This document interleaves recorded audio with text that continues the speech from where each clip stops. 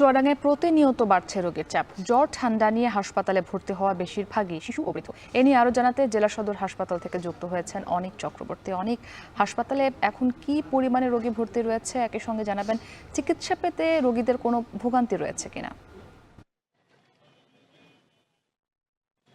মুক্তি বেশ কয়েকদিন চুয়াডাঙ্গার উপর দিয়ে বয়ে যাচ্ছে মৃদু থেকে মাঝারি তাপপ্রবাহ। এই তাপপ্রবাহের ফলে চুয়াডাঙ্গা সদর হাসপাতাল শুধু নয়, উপজেলার যে 4টি স্বাস্থ্য কমপ্লেক্স রয়েছে, এছাড়া প্রাইভেট ক্লিনিকগুলো রয়েছে, সেখানেও কিন্তু এই গরমজনিত রোগীর সংখ্যা প্রতিদিনই বাড়ছে। চুয়াডাঙ্গা সদর হাসপাতালে বর্তমান যে চিত্র, সেটি হচ্ছে বেডে তো একেবারেই জায়গা নেই, যার ফলে মেঝেতে আসলে চিকিৎসা নিচ্ছেন রোগী এবং সাথে থাকা রোগীর স্বজনরা কিন্তু চরম আকারে ভোগান্তিতে আছে। শিশু ওয়ার্ডে কিন্তু আসলে আমি বেশি রোগী দেখেছি সকাল থেকেই। এই গরমে যারা ভর্তি হচ্ছে, এসব ভর্তি হওয়া রোগীর মধ্যে কিন্তু শিশু এবং বয়স্কদের সংখ্যাই বেশি।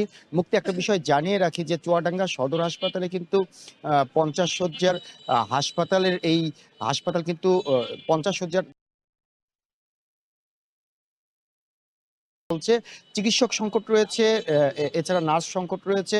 যার ফলে কিন্তু এই যে বাড়তি যে রোগীর চাপ, এই রোগীর চাপে যারা ডাক্তার এবং নার্স আছেন, তারা কিন্তু হিমশিম একটা অবস্থা। শিশু ওয়ার্ডে যে মাত্র 27টি বেড সংখ্যা, তার বিপরীতে কিন্তু এখন মুক্তি প্রায় 3 থেকে 4 গুণ রোগী ভর্তি আছে। এছাড়া গত 24 ঘন্টায় যদি বলি, গত 24 ঘন্টায় জরুরি বিভাগে কিন্তু শতাধিকের উপরে রোগী কিন্তু গরমজনিত রোগ নিয়ে ভর্তি হয়েছেন। এই গরমের যে পরিস্থিতি, শুধু সদর হাসপাতালে আবাসিক যিনি মেডিকেল কর্মকর্তা আছেন, তার সাথে আমার কথা হয়েছিল। তিনি বলছেন যে গরমের এই সময় প্রতি বছরই রোগীর চাপ থাকে। এই গরমের সময় শিশু এবং বয়স্ক যারা আছে, তাদের প্রতি বাড়তি নজর দেওয়ার পরামর্শ দিচ্ছেন চিকিৎসকরা। বেশি বেশি পানি, ডাবের পানি, খাবার, স্যালাইন খাওয়ার পরামর্শ দিচ্ছেন। চুয়াডাঙ্গা আবহাওয়া অফিসের সাথে কথা হয়েছিল। চুয়াডাঙ্গা আবহাওয়া অফিস বলছে যে পয়লা বৈশাখের দিন কিন্তু আসলে চুয়াডাঙ্গার উপর দিয়ে কালবৈশাখী ঝড় এবং বৃষ্টি হয়েছিল।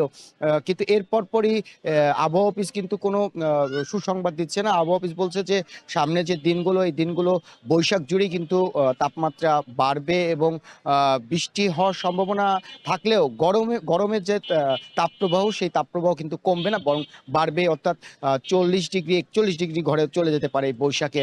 সব মিলিয়ে কিন্তু গরমের এই প্রভাব চুয়াডাঙ্গা সদর হাসপাতালে পড়েছে এবং সাধারণ মানুষ যারা আছে, শুধু সদর হাসপাতাল নয়, আমি সড়কে দেখেছি সাধারণ মানুষ ভোগান্তিতে আছে।